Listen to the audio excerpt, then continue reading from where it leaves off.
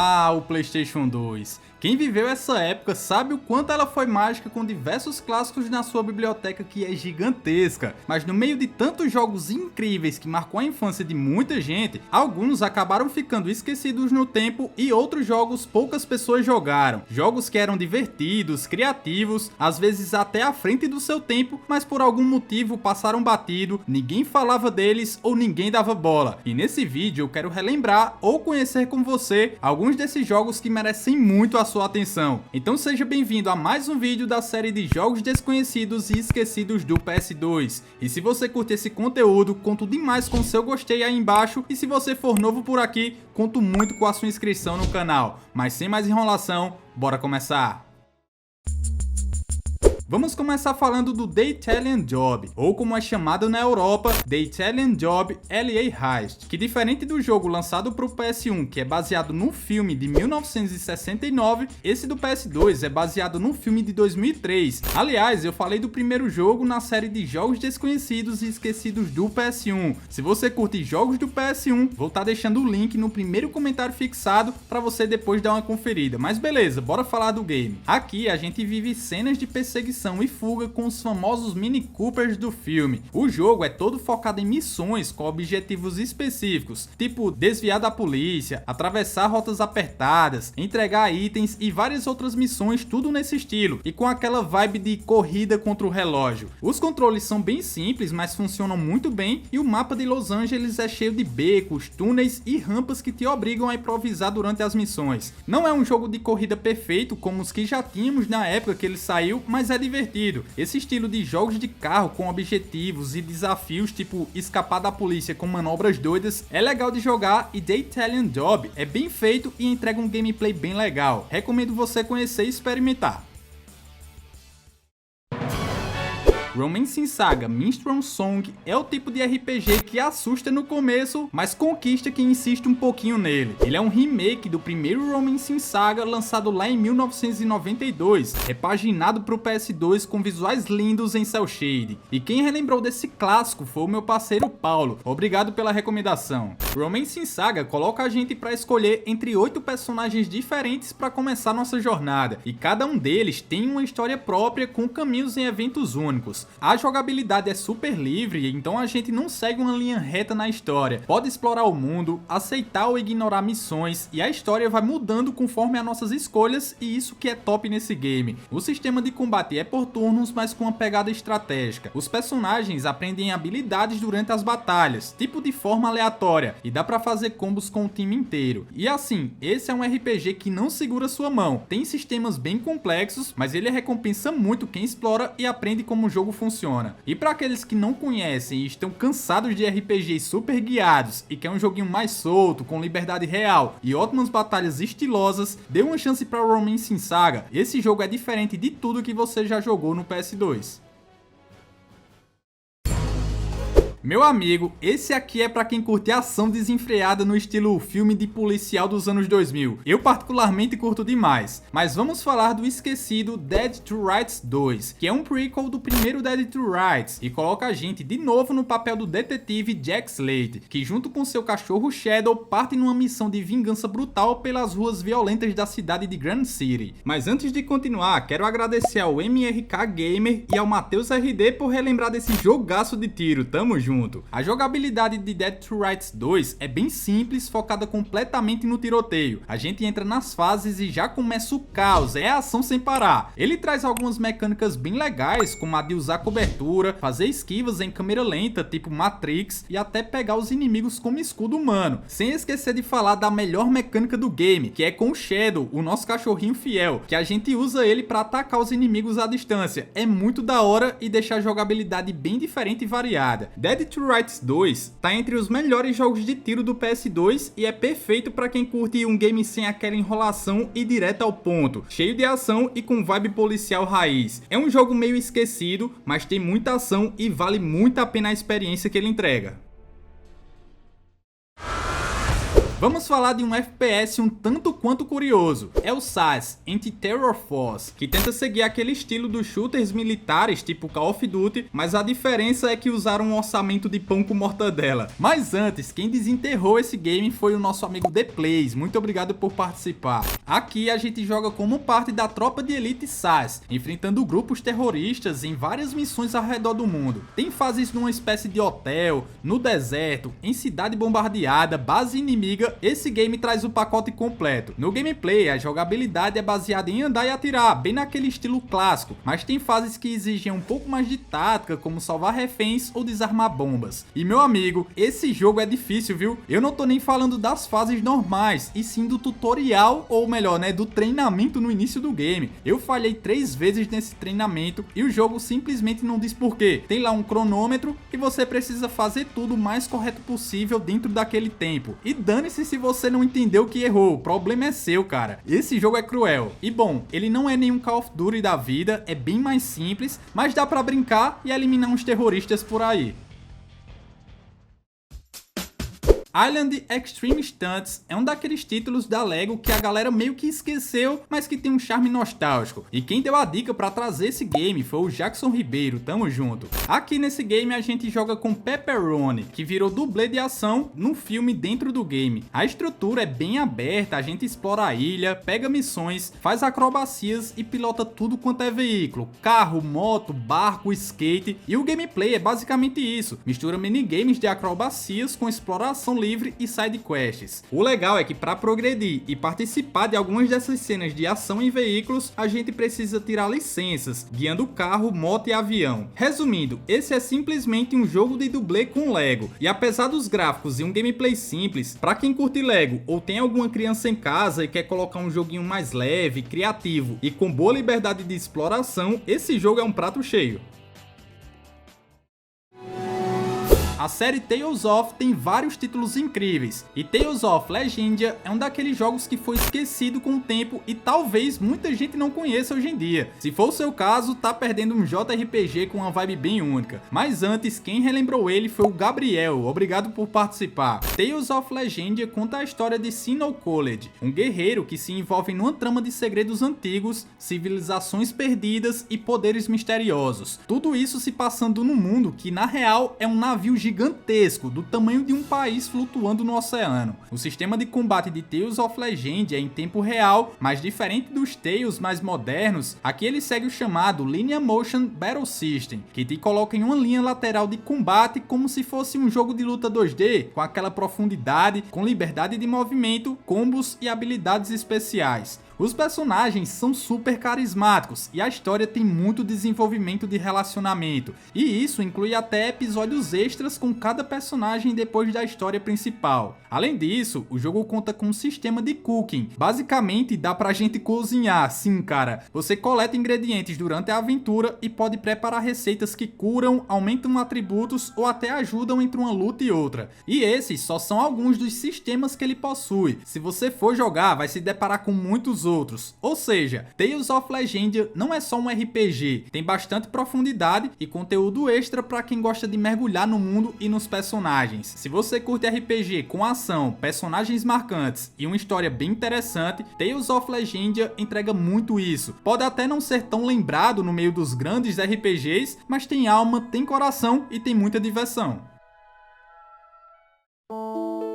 Esse aqui é peculiar, estranho e é considerado por muitos o pior jogo do PS2. Tô falando do Snow White and the Seven Clever Boys, que é uma versão completamente maluca e meio trash da Branca de Neve, mas não é a versão que a gente conhece não. Aqui ela vive uma aventura com os garotos espertos no lugar dos anões. E os visuais desse game, meu amigo, parecem que foram feitos para os primeiros jogos de celular, mas eu prometo, eu vou me segurar para não xingar nem humilhar esse jogo, tá? Mas quem teve a brilhante ideia de recomendar essa maravilhosa obra de arte do PS2 foi o grande Diego Soares, obrigado pela recomendação. Bom, esse jogo da Branca de Neve tem um gameplay bem simples. Basicamente, o jogo é composto por puzzles de combinar elementos tipo o jogo da memória, formar vídeos e até pintura de desenhos. Sem esquecer que também tem um filme da Branca de Neve da Deep Web. É uma versão bizarra com a Branca de Neve e os garotos espertos. Cara, esse título é estranho demais. Esse aqui é o tipo de jogo que muita gente olha e pensa, nossa, nossa cara, que porcaria é essa? Mas quando joga, acaba tendo razão, mas também acaba ficando curioso pra ver até onde vai essa loucura. É tosco? Sim, mas é aquele tipo de tosqueira que arranca risada, entende? Ou talvez arranque raiva, porque tem muitas coisas aleatórias e sem sentido nenhum. A pessoa joga mais pelo meme do que pela qualidade. Então se você curte experiências bizarras e curte descobrir jogos que parecem lendas urbanas, esse aqui é o jogo ideal.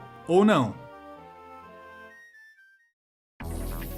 Agora, esse aqui é pra quem curte Tokusatsu. Vamos falar do Kamen Rider Climax Heroes, um jogo de luta inspirado em uma das franquias Tokusatsu mais amadas do Japão, Kamen Rider. E o jogo coloca a gente pra cair na porrada com outros Riders. O pau come nesse jogo. Mas quem recomendou pra gente conhecer essa pérola foi a nossa amiga Liz Alves e o Lee. Obrigado pela recomendação. Beleza, Climax Heroes traz um elenco recheado de Riders clássicos, e cada personagem tem golpes únicos e seu próprio estilo de luta. O esquema de lutas é bem direto, mas também conta com aquela profundidade para fazer combos. E o mais legal é que ele conta com um sistema de transformação. No meio do combate, a gente pode ativar a forma final ou outras formas do personagem, o que deixa as lutas bem mais dinâmicas. É um jogo muito massa e que pega na nostalgia daquela galera que assistia Kamen Rider na TV. Se por acaso você curtir a série e não conhecia esse jogo, acredito que Climax Heroes pode te agradar e muito. Antes de Mafia ser esse baita sucesso com remakes e continuações, ele já era incrível lá no PS2, mas pouca gente lembra disso. E quem fez a boa de relembrar essa joia foi o Giovanni Diniz, o Luciano do canal Conectando Games e o meu parceiro Cássio. Muito obrigado pela recomendação. A história de Mafia se passa nos anos 1930 e é tipo um filme de máfia jogável. Ele coloca a gente no controle de Tommy Angelo, um ex-taxista que se envolve com a máfia por acaso e aos poucos ele vai mergulhando nesse mundo de crimes, lealdades e traições enquanto tenta manter sua consciência limpa. É uma narrativa tipo cinema clássico mesmo, intensa e cheia de reviravoltas. O gameplay é focado em missões de carro e alguns momentos de tiroteios. A gente dirige por uma cidade enorme chamada Lost Riven, que é inspirada em uma cidade fictícia nos Estados Unidos. E essa cidade passa um clima bem diferenciado, com carros antigos e até leis de trânsito. Sim, cara, se você passar o sinal vermelho, a polícia te para e você ainda paga uma multa. O combate nesse game é bem mais pé no chão do que um GTA, com armas da época e movimentação mais realista, sem falar da ambientação no geral que é muito boa para a ideia central do game. Mafia é o tipo de jogo que te prende não pela bagunça, mas pelo enredo e pela atmosfera. Se você curte essa pegada de crimes e máfia, história boa e ação com pé no chão, esse é um game que você precisa conhecer, ou se já conhece, precisa revisitar. É um jogo ignorado por muitos no PS2, mas tem muita qualidade. Vamos falar agora de esportes radicais com o game Wakeboarding Unleashed, que coloca a gente para ser puxado por uma lancha e fazer manobras insanas na água. Mas antes, quem relembrou ele foi o Miqueias. Obrigado por participar. Aqui a gente pode jogar com o lendário Sean Murray, que é um dos maiores nomes desse esporte, ou com outros personagens, onde cada um conta com stats e estilos diferentes. O legal é que cada fase ou cenário tem seus próprios desafios, como pegar itens enquanto é puxado, dar determinados tipos de manobras, e esses cenários são bem criativos. Tem lago, praia urbana, base secreta, entre vários outros, todos com muitos desafios. Ele também traz modo single player, time attack e até multiplayer local para você curtir com algum amigo. Wakeboarding Unleashed é um bom jogo no gênero. Eu já trouxe ele em outro vídeo onde falo de 40 melhores jogos de esportes radicais do PS2. Se você curte o gênero, recomendo demais conferir porque tem muito jogo top nesse vídeo. O link vai estar aí no primeiro comentário fixado. Mas se você curte jogo de manobra, adrenalina e quer algo diferente, Wakeboarding Unleashed é uma pérola escondida do PS2 que você precisa conhecer.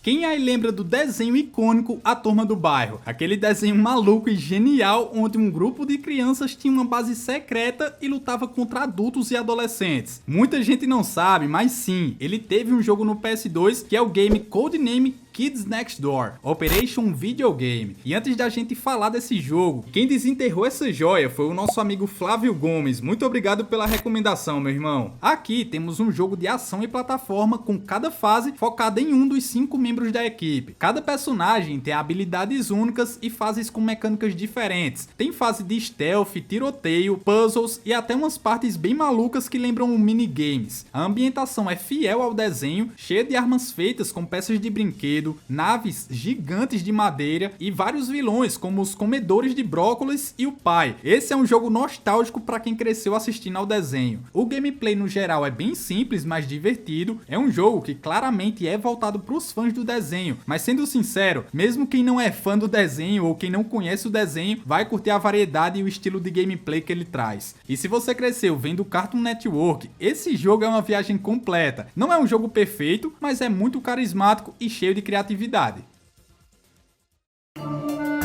Ainda falando em jogo licenciado, vamos com um clássico, Scooby-Doo Unmasked. Esse aqui eu tenho certeza que marcou a infância de muita gente. E quem não jogou, vem comigo para conhecer ele melhor e já correr para jogar porque esse aqui vale a pena demais. Mas antes, quem relembrou dessa maravilha foi o Josuel Gameplay e o Pedro PMO. Obrigado pela recomendação. Scooby-Doo Unmasked é um dos melhores jogos da franquia no PS2. E aqui, Scooby e a galera vão investigar o desaparecimento de um primo do Fred. Logo onde? Em um estúdio de efeitos especiais. E nessa investigação, as coisas desandam completamente quando monstros começam a aparecer por tudo quanto é canto. E essa história é bem legalzinha, mas o que deixa o jogo divertido de verdade é a variedade de gameplay que ele traz. Aqui a gente só joga com o Scooby, e durante essa jornada, ele usa fantasias especiais que mudam totalmente suas habilidades. Tem roupas de ninja que deixam ele rápido e com ataques ágeis, de morcego que dá habilidades de voos curtos e até de robô. Cada fantasia dessa é usada para acessar novas áreas, resolver puzzles e também derrotar inimigos. As fases são bem criativas, tem estúdio de cinema, parque de diversão, mansão assombrada, tudo com aquele estilo cartunesco e sombrio que lembra o desenho clássico que a gente ama tanto. Sem esquecer que ainda tem os colecionáveis e segredos para quem gosta de explorar o 100% do game. Se você, assim como eu, gosta de jogo leve, divertido e com aquele gostinho de desenho antigo, Scooby-Doo Unmasked é um jogo obrigatório.